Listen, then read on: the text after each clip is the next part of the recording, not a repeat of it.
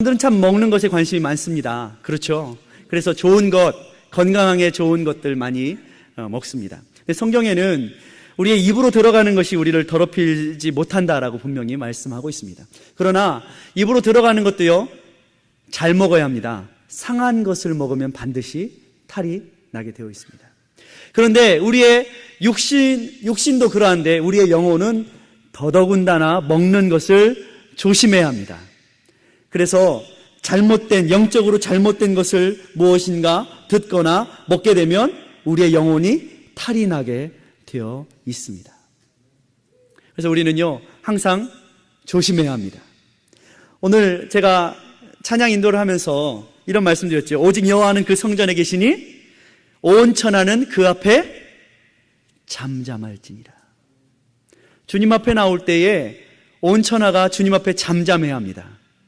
잘못된 것을 듣고 나오면요, 속이 시끄러워가지고 하나님 말씀에 집중을 할 수가 없어요. 그래서 잘 먹고 잘 듣고 나와야 합니다. 그래서 각별히 주님의 전에 나오실 때는 여러분 조심해서 나오십시오. 마음을 살피고 또 무엇을 듣는가, 무엇을 생각하는가, 이것을 살피고 주님 앞에 나오셔야 합니다. 그렇지 않으면 그 무엇인가 잘못된 것들이 어떻게 합니까? 우리의 속을 뒤집어 놓고 속이 시끄럽게 하고 하나님과의 교제를 끊어놓고 기도를 끊어놓고 하게 되는 것입니다. 그래서 우리는요, 오늘 다시 한번 우리의 영혼을 살찌우고 건강케 하시는 예수 그리스도를 먹고 나누시는 귀한 시간이 되시기를 주의 이름으로 축원합니다. 사도 요한이 기록하는 이 요한복음은 다른 복음서들과 조금 다른 이야기들을 많이 하고 있습니다. 그것은 사도 요한이 예수님을 어떻게 묘사하고 있냐면 나는 누구누구이다. 나는 누구누구이다. 이렇게 사도 요한은 많이 기록을 했어요. 그래서 7번이나 사도 요한은 예수님에 대하여서 나는 누구누구이다 라는 말씀을 요한복음에는 특별히 기록을 하고 있습니다. 왜 그렇습니까? 바로 예수 그리스도께서 하늘에 계신 하나님의 자기 계시, 하나님의 이 땅 가운데 우리에게 하나님을 나타내시는 계시자로 예수님께서 오셨다는 것에 대해서 말씀을 하려고 지금 요한복음을 기록하고 있는 것이죠. 나는 누구누구이다. 특별히 요한복음 7번 나오죠. 여러분, 오늘 말씀은 첫 번째 기록하고 있는 나는 생명의 떡이다 라는 말씀을 제가 여러분과 나누기를 원하는 것입니다. 그 외에도 사도 요한은 예수님에 대해서 나는 세상의 빛이다, 또 나는 양의 문이다. 여러분, 또 뭐가 있습니까? 나는 길이요 진리요 생명이다. 나는 선한 목자다. 나는 부활이요 생명이다. 나는 참 포도나무이다. 여러 가지로 우리에게 그렇게 하나님께서는 예수 그리스도를 통하여서 하나님의 그 본성, 어떤 분이신가를 예수님을 통해서 직접적으로 계시를 하시는 것이죠. 그래서 이 계시를 어떤 하나님의 성경 말씀을 뭐라고 그래요? 특별 계시라고 그러죠. 특별. 예수 그리스도에 대해서 다 말씀하고 있잖아요. 특별히 우리에게 주시는 말씀인 것이죠. 그러나 이러한 나는 누구누구이다 라고 말씀하고 있는 이 근거는 실제로 어떤 것에 근거하냐? 나는 스스로 있는 자이다 라는 그 말씀에 근거하고 있는 거예요. 주님께서 오셨지 않습니까? 이 땅으로 어떻게 오셨어요? 참떡으로, 생명의 떡으로 오셨다 할 때는 오시기 전에 계셨던 곳이 계시죠? 누구와 함께 계셨습니까? 하나님과 함께 말씀으로 계셨던 거예요. 이 말씀이 우리를 살리는 생명이고 양식인 것입니다. 말씀이 모든 것을 있게 하셨고 창조하셨습니다. 그 함께 계셨던 말씀이 우리 가운데 어떻게 계셨어요? 생명의 떡으로 오신 것입니다. 그리고 그 생명의 떡이신 예수 그리스도를 우리가 바라볼 때는 생명의 떡으로도 우리가 주님을 맞이하고 또 부활이요 생명인 주님으로 맞이하고 또 빛으로 맞이하고 포도나무이신 주님으로 양의 문으로 선한 목자로 우리는 그분을 바라보고 깨닫게 되어 있는 것입니다. 우리가 예수님이 어떤 분인가를 알게 되면 우리는 하나님을 알게 되고 하나님을 알게 되면 하나님 안에서 내가 어떤 존재로 지음받은 사람인가? 나를 알게 되는 것이죠. 나를 알아야지 내가 무엇을 위해서 어떤 목적으로 지어졌는지 알지 않겠습니까?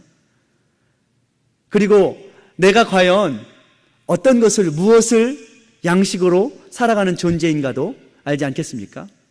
자동차는 뭐를 먹어야 굴러갑니까? 기름을 먹어야 되죠. 근데 사람은 기름 먹고 살 수 있습니까? 아니죠. 사람을 살게 하는 것은요, 기름도 아니고 물질이 아닙니다. 사람의 진정한 실존과 사람의 진정한 존재는요, 바로 하나님을 먹고 살 때 살 수 있습니다. 그래서 주님은 하늘에서 참떡으로 보내신 하나님의 생명의 떡으로 우리 가운데 오셨습니다. 왜요? 우리가 줄이니까. 우리가 줄여서 기진하게 되었으니까. 이 땅의 삶이 너무나도 힘들고 어려우니까. 예수님은 누구십니까? 오늘 성경은 예수님이 참떡이라고 말씀하십니다. 왜 이렇게 말씀하시는지 저와 여러분이 은혜를 나누고자 합니다. 첫 번째는 이것입니다. 사람이라는 존재는 돌아서면 배고픈 존재예요. 여러분, 돌아서면 배고프죠? 먹어도 배가 고프죠? 요즘에 유행은 하루에 한 끼만 먹는 것이 유행이랍니다. 왜요? 다이어트, 예뻐지려고, 날씬해지려고. 그런데 하루에 한 끼 먹는 사람도 먹긴 먹어요. 왜? 안 먹으면 죽으니까, 배고프니까. 모든 인생에게는요, 자기의 삶은 우주의 무게만큼이나 버겁고 무겁습니다. 모든 사람들은 다 그렇게 생각해요. 내 삶이 제일 힘들대. 내 삶이 제일 배고프고 내 삶이 가장 힘들다. 그래서 사람들은 자기의 인생에 대해서 나는 왜 이렇게 무거운 삶을, 버거운 삶을 사냐라고 다 느낀다는 것이죠. 그러나 이 배고픔은요, 가장 효과적이고 가장 잘 가르치는 선생님이기도 합니다. 여러분, 배가 고파 보셨습니까? 배고픔이 사람을 잘 가르칩니다. 왜요? 배고파 봐야지 절실해지거든요. 배고파 봐야지 간절해지거든요. 그래서 배가 고프면요, 잘 배워요. 그래서 이 교육학자인 루소라는 사람은 배고픔을 경험한 아이들에게는 더 가르칠 것이 없다라고 말을 합니다. 그 배고픔을 통해서 아이들은 벌써 다 배웠다. 여러분, 옛날에 저는 사실 그렇지 않았지만 제가 어렸을 때도 그랬던 것 같아요. 옛날에 부모님들이 아이들을 많이 낳았는데 요즘 아이들은요, 한 10살, 15살이 돼도 철이 없지만 옛날에 아이들이 많은 집안의 아이들은 초등학교 2학년, 3학년 겨우 이제 자기 앞가림도 못하는 애들이 동생을 업어 키웠어요. 자기 동생을 업어 키웠어요. 엄마가 들로 산으로 어디 돈 벌러 나가고 밭에 나가서 일하고 있으면 동생 자기가 이제 초등학교 2학년, 3학년 애들이 밥 줘가면서 동생들을 돌보고 키웠어요. 업어서 키웠어요. 배고픈 아이들, 힘들고 어려운 아이들이 더 철이 빨리 들어요. 인생을 알아요.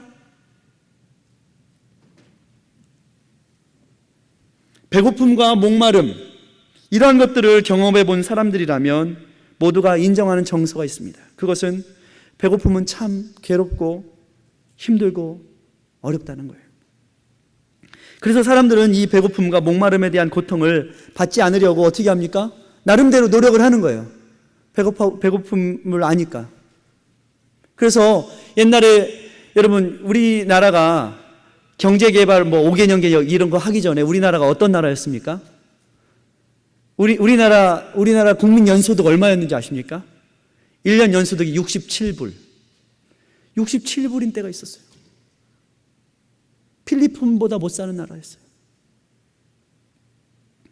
그런데 그 배고픔의 절실함이 우리 선배들을, 우리 부모님들을 어디로 가게 했어요? 저 독일의 탄광, 1000m, 2000m, 3000m 그 갱도로 숨도 쉬어지지 않는 그곳으로 가게 했어요. 왜? 왜 우리 아버지들이 갔어요?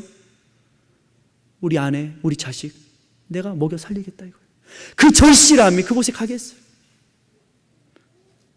한 인터뷰를 보는데 우리나라가 오일 쇼크가 오지 않았습니까? 오일 쇼크? 오일 쇼크가 왔을 때 우리나라를 살린 게 뭔지 아십니까? 중동 특수였습니다. 오일 달러를 벌어오게 됐어요. 그런데 오일 달러를 벌려고 이틀 3일을 비행기를 갈아타면서 중동의 형장으로 간 아버지들, 한 아버지가 그때를 회상하면서 인터뷰를 합니다. 그곳에 내가 비행기에서 내렸을 때 첫 느낌은 뭐냐면 숨이 안 쉬어졌대요. 너무 뜨거워서, 너무 더워서. 아무도 그 대낮에 일을 하는 사람들, 그 현지 사람들은 없는데 오로지 한국의 남자들만이 그곳에서 일을 하더래요. 왜입니까? 내가 일해야지 우리 가족들이 살 수 있으니까. 그 절박함이 우리 아버지들을 어떻게 했어요? 그것으로 가게 했어요.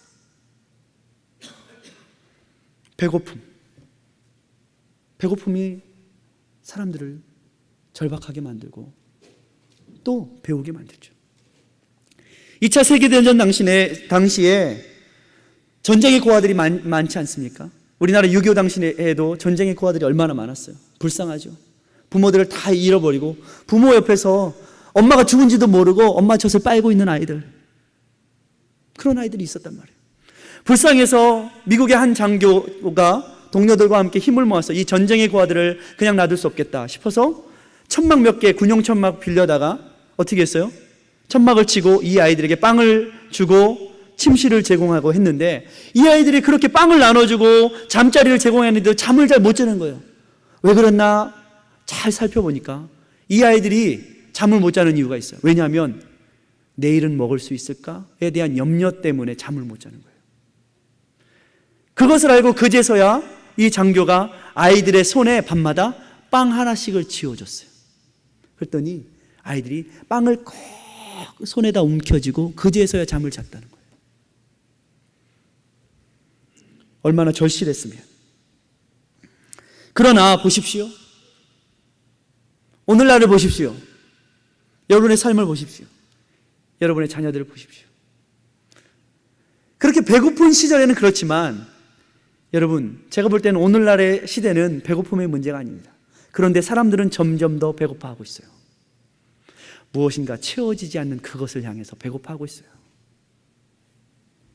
왜 그렇습니까? 제가 지난주에 말씀드린 것처럼 금과 은으로 안진뱅이요 가난한 인생을 궁극적으로 그들의 인생의 배고픔을 해결할 수 없기 때문에 그렇습니다. 예수 안에서 하나님을 만날 때에 그 인간 안에 있는 실존의 배고픔이 해결될 수 있기 때문에 그렇습니다. 그래야지 예수 안에서 자족의 마음을 배울 수 있는 것이기 때문에 그렇습니다. 이 시대의 사람들은요, 빵이 없어서 밥이 없어서가 아니라 채울 수 없는 욕망의 배고픔으로, 처음에는 욕망으로 정욕으로 시작했다가 나중에는 그 욕망의 노예가 되고 결국에는 그 욕심과 욕망에 먹혀 사로잡혀 먹이게 됩니다. 아버지 어머니의 등골을 빼서 이 세대가, 제가 볼 때는 아버지 어머니의 고생하고 어머니 아버지가 등골 빼가지고 이 세대를, 자식들을 키워놨는데 이 자녀들은 어땠습니까? 배가 부르기 때문에 이 상실, 없음의 고통을 잘 몰라요. 그래서 어느 날 갑자기 전기가 나가고 어느 날 갑자기 소도가 안 나오고 어느 날 갑자기 빵이 떨어지고 물이 떨어지면 어찌할 바를 몰라요.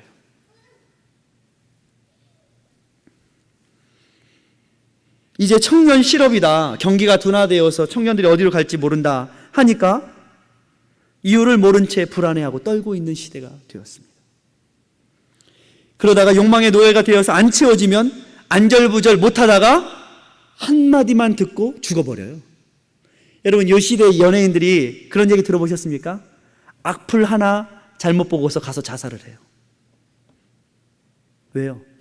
그들 안에 겉으로 보기엔 화려하고 겉으로 보기엔 멋있어 보이고 겉으로 보기엔 먹을 게 많지만 그들 안에 진짜 먹어야 할 것이 없는 거예요. 진짜 그들이 누리고 그들이 잡고 있는 그것이 없는 거예요. 그들은 배고픈 거예요. 그래서 그들은 파우스트와 같이 자기의 영혼을 욕망을 위해 팔아버리고 죽어버리겠다는 거예요. 그래서 덴마크의 실존주의 철학자 키에르케고르는 인간의 실존에 대해서 죽음에 이르는 병이라는 책을 썼습니다. 그 책에는 사람을 세 가지 종류로 분류를 하고 있어요. 어떤 종류의 인간이냐면 심미적인 인간. 이건 뭐냐면 쾌락을 추구하는 인간. 이 땅에서 쾌락을 추구해요. 마치 노아의 시대에 사람들이 쾌락을 추구하고 자기들이 좋은 대로 멋대로 행동하고 소돔과 고모라의 땅 것처럼. 그런데 노아의 시대처럼 오늘날에도요, 사람들은 쾌락을 추구합니다. 심미적인 인간들, 쾌락을 추구하는 인간들이 이 땅에 넘쳐나고 있어요. 그런데 이 세 종류의 인간에 대해서, 이 키에르케고르의 인간의 세 종류에 대해서 우리 신학자인 박용규 교수는, 이제 신학교 은사이신 교수는 이렇게 다시 재해석을 합니다. 심미적인 인간은 바로 하나님이 없다고 부인하고 자신의 쾌락만을 추구하며 살아가는 그러한 이 시대의 사람들을 말한다. 자기의 쾌락을 위해서 형제인 아벨을 죽이고도 그 범죄를 은폐하며 애녹성 바벨탑을 쌓고 자기의 이름을 내고 하나님과의 완전한 단절을 추구하는 그런 삶이 바로 이 시대의 쾌락을 추구하는 사람들의 모습이다. 그런데 이것에 대한 반성으로 그 다음에 키에르케고르가 말하는 것은 도덕적인 인간입니다. 왜? 야, 사람이 어떻게 쾌락만 추구하냐, 짐승처럼. 그래서 도덕적인 인간, 정신적인 것을 좀 추구를 해야지. 좀 수준 높은 단계로 나아가야지. 그래서 도덕적인 인간에 대해서 말했어요. 그래서 이 도덕적인 인간은요, 쾌락의 인간보다는 좀 나아요. 왜? 그런 이 수준 낮은 단계에서 좀 도덕적이고 정신적인 것을 추구하니까. 그러나 도덕적인 인간의 한계도 있다는 건 뭐냐면, 배부름의 근거를 자기의 도덕과 의, 선, 이것들을 통해서 찾겠다는 거예요. 그래서 그들은요, 항상 정신적이고 도덕적인 그것을 위하여서 열심히 경쟁적으로 자기의 의의를 세우려고 어떻게 해요?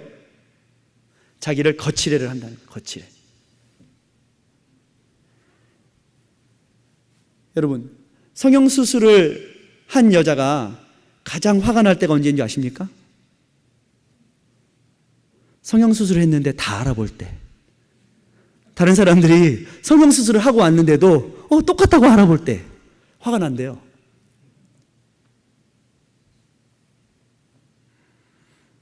왜 합니까? 요즘에 많은 경우에 티 하나 없는 피부, 티끌 하나 없는 피부, 이런 게 우윳빛 같은 피부, 이런 말들이 유행이에요. 왜입니까? 겉모양에 티가 없으면, 다른 사람들에게 보여지는 그것이 있으면 자신 있게 살 수 있다는 거예요. 근데 그 속에 있는 티는 어떻게 할 건데? 그 속 사람의 티는 어떻게 할 건데? 겉모양만 껍질을 벗겨내면, 티를 없애면, 피부 미용 가가지고 마사지 잘 받으면 완벽해집니까? 경쟁적으로 누구 집 아줌마가 했대, 나도 해야지. 경쟁적으로 가서 하면 없어집니까? 알아보면 어떻게 할 건데? 겉으로는 모르지만 하나님은 속사람을 보세요. 하나님은 알아보세요. 그걸로 해결할 수가 없는 거예요. 도덕적인 선과 의로 해결할 수 없는 거예요. 그런 사람이 어떤 사람들이었죠? 바리새인들이 외식했잖아요. 도덕적인 선으로, 자기의 의로 그것을 가려보겠다. 도덕적인 것을 추구했어요. 그런데 거기에는 만족함이 없어요. 오히려 그것은 더 자기들을 두렵게 만들어요. 왜? 하나 어기면 다 어기게 되니까. 도덕적인 인간의 전형적인 예가 바로 제가 토요일 아침에도 말씀드렸지만 네로 왕입니다. 네로 왕. 네로 왕이 어떤 사람이에요? 로마의 큰 성, 멋있는 성들을, 바벨탑보다 더 멋있는 성들을 쌓았던 왕이에요. 그는 자기 왕국에 건설하고 인간성의 그 도덕적인 선을 위하여서, 그래서 이 네로 왕의 스승이 누구냐면 스토아 철학의 대변자인 세네카가 네로를 도덕적으로 선화해야 된다, 도덕적으로 의를 이뤄야 된다라고 그렇게 잘 가르쳤대요, 네로를. 그런데 네로가 선했습니까? 아닙니다. 네로가 로마의 대화재 사건을 누구에게 떠밀었어요? 그리스도인들에게 다 떠밀어버렸어요. 마르크스 아우렐리우스 명상록의 저자, 그가 좋은 말 그렇게 많이 했습니다. 얼마나 그가 좋은 말, 착한 말을 많이 했으면, 제가 중학교 때 나는 듣고 싶지도 않은데 학교 방송에서 마르크스 아우렐리우스 음악과 함께 오늘의 명언 이렇게 하고서 막 들려줬어요. 그것이 사람을 선하게 합니까? 그것이 사람을 변화시킬 수 있습니까? 그들에게 도덕이란 자기를 옳다고 생각하는 것을 고집하는 수준인 거예요.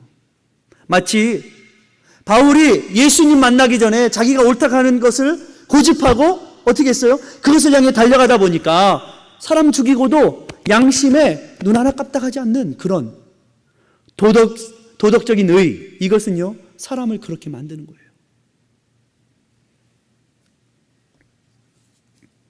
이렇게 사람은요 자기들의 공허와 배고픔을 쾌락 또는 도덕적인 선, 의, 이것을 통해서 이루려고 하지만 늘 바쁘게 손을 놀리고 있지만 그것이 우리를 만족하고 배부르게 할 수 없다는 거예요.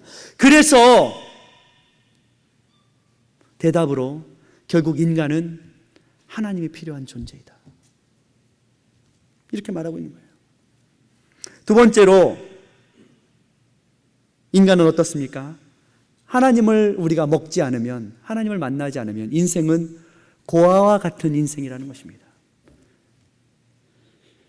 고아들, 전쟁 고아들 어땠을까요? 전쟁 고아로서 살아남은 사람들 우리 부모 세대에 많이 있습니다. 어떻게 보면 저희 아버지도 그와 같습니다. 저희 아버지, 할아버지가 일제 징용으로 다녀오셔가지고 다음에 돌아가셨어요. 할아버지가 26살에 돌아가셨어요. 아버지 없이 사셨어요. 물론 완전 고아는 아니었어요. 어머니가 계셨기 때문에. 할머니가 60몇 년 동안 아버지 하나만 바라보고 사셨어요. 그러나 거기에서 오는 부족과 상실감은 제가 아버지를 볼 때도 많아요. 어쩌면 그 가운데 죽은 자들이 오히려 속이 편할 것 같다라고 사람들은 느끼지 않았겠습니까? 야, 내가 그 전쟁에서 나도 같이 죽어버렸으면 오히려 이 힘든 세상, 어려운 세상, 왜 이렇게 삶은 나에게 우주의 무게처럼 무겁냐? 왜 이렇게 나에게는 삶이 이렇게 힘들고 어렵냐? 이렇게 느끼지 않았겠습니까? 여러분, 모든 사람들은 아버지를 그리워한대요. 모든 사람들은 아버지의 그 아버지다움을 늘 그리워하고 있어요. 그래서 우리는 아버지 하나님을 만나야 되는 거예요. 아버지를 만나지 못하면 우리의 인생은 늘 단조의 인생입니다. 여러분, 음악이 장조가 아닌 단조의 음악이 어떤지 아시죠? 우울해요. 우울해요. 그래서 이 단조 또는 이 작곡가들은 어떻습니까? 음악의 긴장은 항상 반음에 있어요. 이 반음이 음에 들어가잖아요. 그러면은 음악은 긴장감이 흐릅니다. 근데 이것이 어떻게 해결돼야 되죠? 장조로 해결돼야 돼요. 해결돼야 되는 거예요. 주님을 만나야지 해결될 수 있습니다. 우리는 모두 다 아버지를 그리워하고 우리가 바라는 아버지를 만나고 싶어 합니다. 여러분, LA에서, 캘리포니아에서 중산층의 6학년 아이들, 중산층이라고 하면 좀 먹고 살만한 아이들 아닙니까? 캘리포니아에서 중산층 아이들, 6학년 아이들에게 한 학교에서 설문조사를 했습니다. 6학년 선생님이 이렇게 말을 했어요. 제임스 dobson의 Love Must Be Tough라는 책을 보면 이런 말이 있어요. 담당 선생님이 뭐뭐 하면 좋겠다라는 그 말을 넣어가지고 장문 숙제를 냈어요. 장문 숙제. 선생님이 생각하기로는 아이들이 이런 글을 쓸 것이라고 생각했어요. 선생님이 예상하기로는 하와이 여행을 갔으면 좋겠다. 우리 집에 강아지가 있었으면 좋겠다. 뭐 새 자전거가 생겼으면 좋겠다. 이런 글을 쓰리라고 생각을 했어요. 선생님이 생각하기로는. 그런데 30명의 아이들 중에 20명의 아이들 대부분이 이렇게 썼어요. 부모님들이 싸우지 않고 아빠가 집에 들어오셨으면 좋겠다. 엄마에게 남자친구가 없었으면 좋겠다. 성적 모두 A를 받아서 아빠가 나를 사랑했으면 좋겠다. 내게 한 분의 아빠와 한 분의 엄마만 있었으면 좋겠다. 나는 3명의 엄마와 3명의 아빠가 있다. 그들의 내 인생을 망쳐놓았다. 또 썼어요. 내게 장총이 있었으면 좋겠다. 나를 놀리는 사람을 쏴버렸으면 좋겠다. 이렇게 쓴 글도 있었대요. 여러분, 아이들에게 먹고 사는 거, 중산층의 아이들에게 먹고 사는 거 다 해결되지 않았겠어요? 진짜 필요로 하는 게 뭐겠어요? 아버지가 필요한 거예요.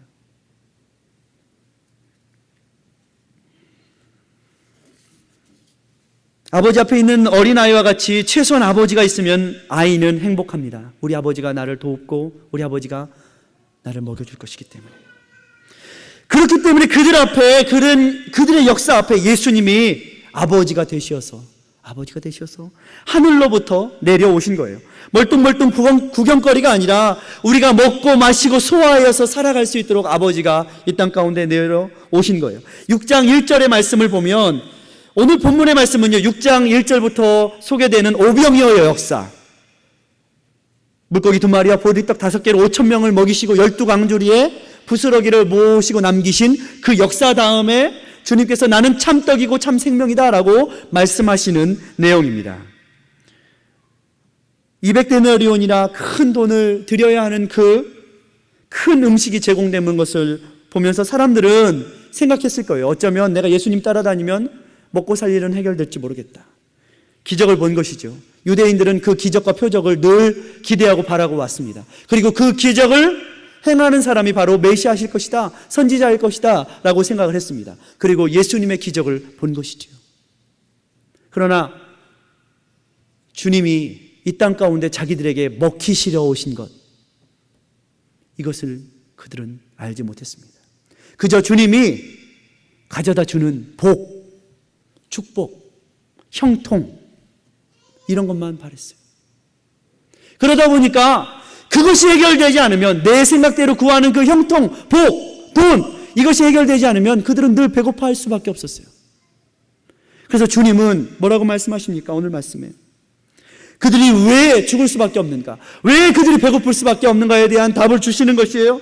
27절에 썩는 양식을 위하여 일하지 말고 영생하도록 있는 양식을 위하여 하라. 이 양식은 인자가 너에게 주리니, 내가 너에게 주리니. 아버지 하나님의 인치신 자니라. 사람들은 또 생각했어요. 무엇을 해야지 내가 양식을 얻을 수 있습니까? 우리는 늘 그렇게 생각해요. 무엇을 해야, 도덕론자들도 늘 그렇게 생각해요. 내가 무엇을 해야, 하나님 앞에 어떻게 봉사를 해야, 하나님 앞에 어떻게 무엇을 잘해야 영생을 얻겠다. 아니라는 거예요. 영생을 얻는 것이 무엇입니까? 오늘 말씀에 29절의 말씀을 보십시오. 하나님의 보내신 자를 믿는 것이 하나님의 일이다. 주님을 믿는 것이 하나님의 일인 것입니다. 주님을 믿지도 않아가면서 다른 길로 영생을 얻으려고, 다른 걸로 양식을 삼으려고 하니까 문제라는 거예요. 썩을 것을 위하여서 살기 때문에 그들 안에 배부름이 없다라는 거예요. 주님을 믿는 것, 이것이 바로 진정한 하나님의 일이라는 것입니다. 우리는 주님을 믿지 않아요. 아버지로 믿지 않아요. 주님이 나의 아버지라고 믿지 않아요. 주님의 나의 양식이라고 믿지 않는 거예요. 예수님을 믿는다고 하면서도, 교회는 나오면서도, 그러면서 다른 일로, 다른 무엇인가를 함으로써 내 만족을 얻으려고 하는 거예요. 잘못됐다는 거예요. 모세가 하늘에서 어떻게 했습니까? 만나를 내려주셨죠, 하나님께서? 그들이 모세의 만나를 먹고도 다 어떻게 됐어요? 광야에서 죽었어요. 왜? 불평하다, 원망하다, 자기의 의로, 자기의 종교적인 생각으로 의의를 세우려다. 그러나 보십시오. 주님은 이렇게 말씀하십니다. 모세가 내려준 그 떡, 모세가 내려준 것 같으냐? 아니다. 내가 하늘의 하나님과 함께 있을 때 내가 준 것이다, 그 떡. 이렇게 말씀하고 있어요. 주님이 그 산떡이시라는 거예요. 그런데 너희들이 내가 모세와 함께 할 때 떡 내려주었더니 그 떡의 의미를 알지 못하니 내가 이 땅에 이제 진짜 떡이 되어서 너희한테 먹히려고 왔다. 이렇게 말씀하시는 거예요.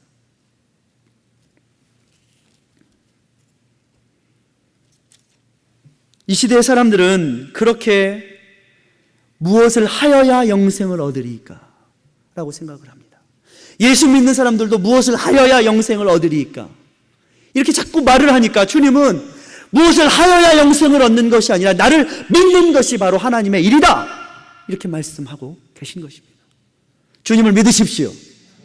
그것이 영생하는 양식입니다. 이 시대의 석학인 마이클 샌들의 하버드 대학 교수도, 저도 요즘에 그 강의를 인터넷에서 이렇게 나옵니다. 강의. 정의란 무엇인가? 도덕이란 무엇인가?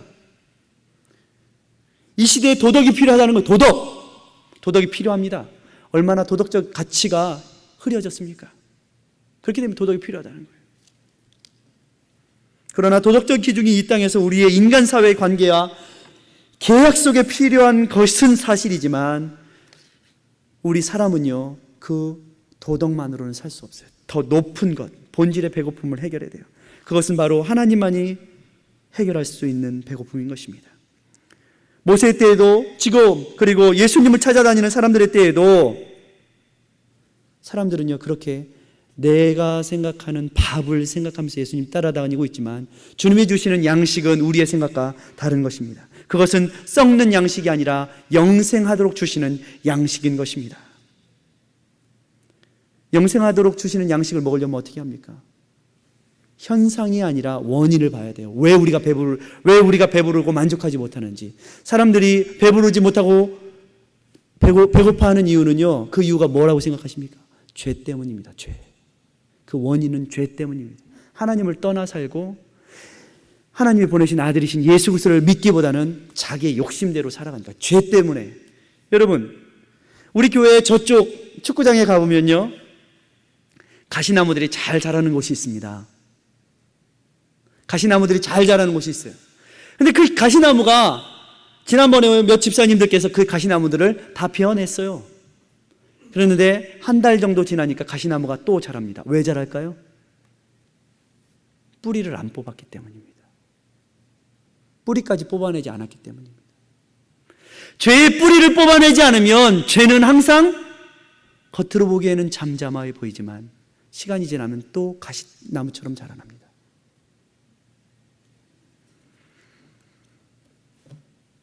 그런데요, 그 가시나무는요, 어디 옆에 잘 자라는지 아십니까?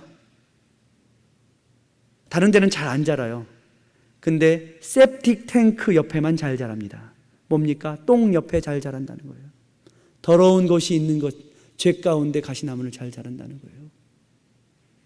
바울은 그 똥을 어떻게 했어요? 배설물과 같이. 세상의 도덕, 세상의 쾌락, 뭐로 버렸어요? 똥과 같이 버렸어요. 근데 죄는 그 버려진 똥 옆에서 잘 자란다는 거예요.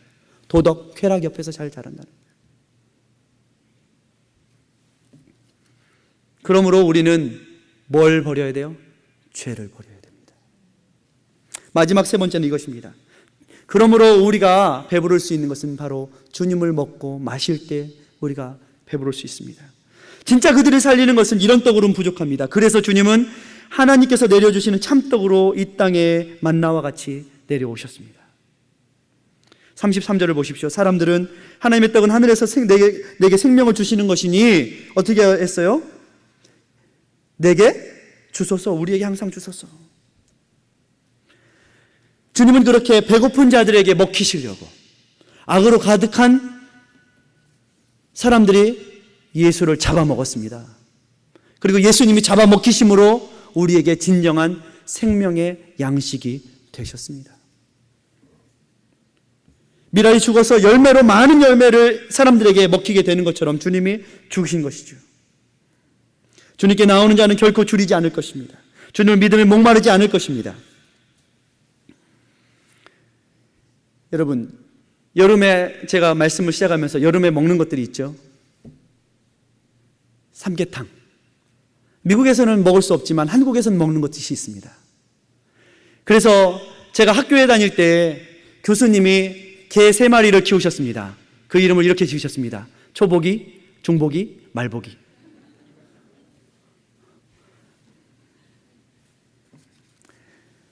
저희 장인어른이 가끔 저에게 좋은 글들, 재미난 글들을 이렇게 글로 보내주세요. 메일로. 근데 그 메일로 보내주신 것 중에 재미난 글이 하나 있어서 제가 보면서 오늘 말씀하고 연관이 있다는 생각이 들었습니다. 제가 고등학교 3학년 때 은사 선생님이 저희 장인어른하고 비슷하게 생기셨습니다. 머리가 별로 없으세요. 근데 저희 고등학교 때 5분의 선생님이 머리가 별로 없으셨습니다. 그런데 제가 졸업을 하고 대학을 다니면서 한때 주간조선이라는 이 두꺼운 책이 있습니다. 거기를 이렇게 보다가 선생님들 5분들이 사진을 찰칵 찍으셔가지고 거기에 올리셨어요. 우와, 우리 선생님들 유명해지셨다. 대단하신데 하고서 딱 그 아래 글을 읽어보는데 충남고등학교 5분의 선생님께서 여름이 되면 한 그릇 잡수시면서 친목을 도모하다. 이렇게 하면서 글을 실었어요. 굉장히 반갑더라고요. 어쨌든 복날을 맞이해서 이 보신탕을 좋아하는, 무척이나 좋아하는 남자 5명이 점심시간에 보신탕집을 찾았습니다. 모두들 평상에 둘러앉아서 주문을 합니다. 주문 받는 아줌마가 쳐다보며 물었습니다. 전부 다 개죠? 전부 다 개죠? 그랬더니 모두 다 어떻게 했을까요? 네, 이렇게 대답을 했답니다. 무슨 말입니까? 우리가 들으면 내가 개인가? 기분 나빠하겠지만 전부 다 개죠? 통하는 게 있었어요. 무슨 말인지 알아들은 거예요. 그러면서 뭐라고 대답했어요? 성질 내는 사람 한 사람도 없어요. 전부 다 개죠? 이렇게 물어보는데 네, 기대하니까, 뭔가 나올 것이 있으니까. 저는 이 말씀을 보면서 이 말씀이 생각났습니다. 마가복음 7장 24절에서 27절을 보면 예수님과 대화하는 한 여인이 나옵니다. 그 여인은 무엇이냐면 예수님의 상 앞에서 떡을 좀 주십시오.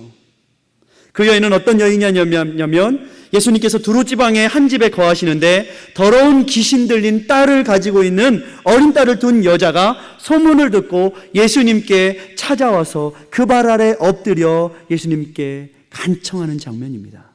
예수님, 우리 딸을 좀 고쳐주십시오. 귀신 들렸습니다. 우리 딸을 좀 고쳐주세요. 이 여인은 예수님께 생명의 떡이 있음을 알고서 찾아온 것이에요. 세상에는요, 겁쟁이와 평범한 사람과 영웅이 있다고 합니다. 이 세 부류 외에도 부모가 있다고 합니다. 그 겁이 많은 부모든 용기가 많은 부모이든 한 가지 공통점이 있는데 그것은 위험에 빠진 자녀를 위해서라면 물불을 가리지 않는다는 것입니다. 본래 성격과 상관없이 그 사람이 소심한 사람이든 외향적인 사람이든 상관없이 자녀가 공경에 처하고 자녀가 배고프면 부모는 물불을 가리지 않게 되어 있습니다. 그래서 우리 아버지들이 저 중동의 땅으로, 저 탄광으로 간 거예요. 자녀의 위험을 보면, 자녀가 배를 줄이고 있으면 부모의 눈은 뒤집힙니다. 절박해진 어머니를 막을 힘은 세상에 없는 것입니다. 마태복음 15장에는 같은 내용이 기록되어 있는데요, 제자들이 그 여인을 바라보면서 예수님께 이렇게 말해요. 저 여인 좀 내쫓으세요, 예수님. 이렇게 말했어요. 그런데 그 여인은 예수님이 그 아픈 딸, 굶주릴 딸, 귀신 들려 온전치 못한 딸을 고치시고 만족해 하실 참된 양식이심을 알고 찾아와 간청을 하는데, 예수님은 똑같이 평상에 둘러앉아서 한 그릇을 신청한 아저씨들처럼 뭐라고 말해요? 너 개지? 이렇게 말하고 있어요. 개에겐 줄 것이 없다. 예수님도 이렇게 말씀하셨어요.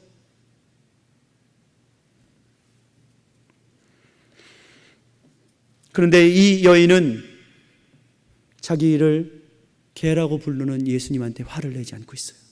뭐라고 말합니까? 맞습니다. 그렇습니다. 저는 개입니다. 그러나 개도 그 상에서 떨어지는 부스러기를 먹고 삽니다. 오늘 6장의 말씀에는 오병이어의 사건이 기록되어 있죠. 그리고 예수님은 5,000명을 먹이신 다음에 12광주리의 부스러기를 버리지 말라 하셨습니다. 제가 이 성경을 보면서 저는 생각했습니다. 제자들은 예수님이 진짜 참떡이신지 생명인지 5,000명을 먹이신 것을 보고도 알지 못하고 있지만, 이 여인은 계칙을 받으면서도 주님이 참 생명이시고 참떡이시고 자기를 살리시고 자기 딸을 고치실 참 생명이시고 참떡이신 것을 알고 와서 예수님의 상 아래 가서 제발 좀 그 떡에 부스러기라도 좀 주십시오 라고 요구하고 있는 거예요. 간청하고 있는 거예요. 그래서 예수님은 12광주리 그 부스러기도 버리지 말라. 왜? 이 여인들과 같은 존재들에게는 그 부스러기도 귀한 것이 될 수 있으니까. 우리는 너무 배가 부른지 몰라요. 주님이 우리를 먹이고 살리시는데도 우리는 주님이 참 생명이시고 참떡이신지 알지 못하고 있는지도 몰라요. 강아지 소리, 개 소리를 듣고도 그 상 밑에서 얻어먹지 않습니까? 그 아저씨들 5명은 보신탕을 기대하고 있지만 이 여인은 보신탕을 기대하고 있는 게 아니에요. 참된 양식을 주님께로부터 기대하고 있는 거예요. 주님은 그 여인에게 돌아가라, 내 딸이 나았느니라 이렇게 말씀하고 있습니다. 여인은 받을 권리가 없음에도 그 몫을 주장했습니다. 그러나 여러분 어떠십니까? 여러분은 주님 앞에 간구하고 계십니까? 여러분 앞에 기도하고 계십니까? 혹시 여러분이 기도하고 있지 않는 이유가 나는 괜찮아, 나는 배불러 먹고 살만해, 이렇게 잘못된 것들에 배불러서 진정한 생명이신 참떡이신 주님을 구하지 않고 있는 잘못됨을 범하고 있지는 않습니까? 돌아봐야 하는 것입니다.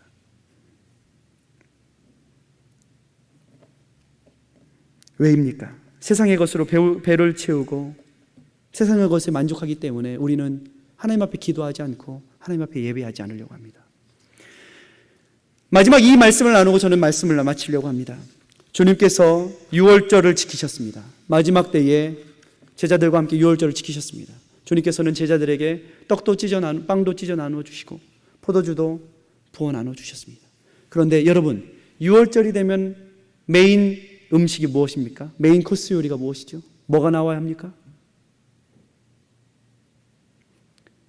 구약의 출애굽 당시에 뭘 먹어야 되죠? 양. 성경을 잘 살펴보십시오. 유월절 주님과 제자들이 만찬하는 그곳에는 양고기가 없었습니다. 왜인지 아십니까? 주님이 어린 양 되시어서 그 상 위에 올라가셨기 때문입니다. 더 이상 구약의 양이 필요 없었어요. 주님이 양이시니까. 주님이 제자들에게 먹히시려고, 주님들이 사람들을 위해서 먹히시려고 세상 죄를 지고 가는 어린 양으로 오셔서 그 상 위에 올라가셨던 거예요. 그리고 주님께서는 이렇게 말씀하십니다. 요한복음 6장 48절에 내가 곧 생명의 떡이로다. 너희 조상들은 광야에서 망나를 먹었어도 죽었거니와 이는 하늘로서 내려오는 떡이니 사람으로 하여금 먹고 죽지 아니하게 하는 것이니라. 나는 하늘로서 내려온 산떡이니 사람이 이 떡을 먹으면 영생하리라. 나의 줄 떡은 곧 세상의 생명을 위한 내 살이로다 하시니라. 이러므로 유대인들이 서로 다투어 가로되 이 사람이 어찌 능히 제사를 우리에게 주어 먹게 하겠느냐. 예수께서 이르시되 내가 진실로 진실로 너희에게 이르노니 인자의 살을 먹지 아니하고 인자의 피를 마시지 아니하면 너희 속에 생명이 없느니라. 내 살을 먹고 내 피를 마시는 자는 영생을 가졌고 마지막 날에 내가 그를 다시 살리리니 내 살은 참된 양식이요 내 피는 참된 음료로다.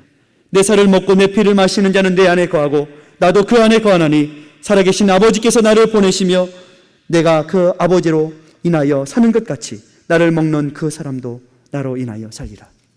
주님께서는 여러분에게 자신을 찢으셔서 여러분에게 나누어 주고 계십니다. 그러므로 우리는 오늘 이 아침에 우리의 삶 가운데 주님을 먹고 마셔야 합니다.